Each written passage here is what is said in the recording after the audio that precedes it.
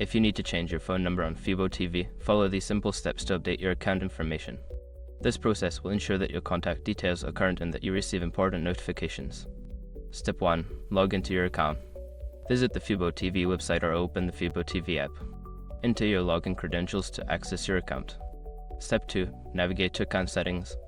Once logged in, look for your profile icon or account name, usually located in the top right corner.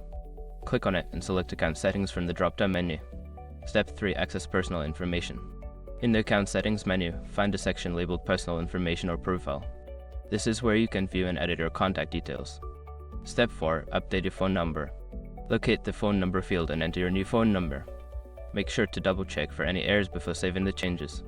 Step 5. Save changes. After updating your phone number, look for a Save or Update button at the bottom of the page. Click it to ensure your new phone number is saved to your account. Updating your phone number on FuboTV is a straightforward process. Following these steps will help keep your account information accurate and up to date.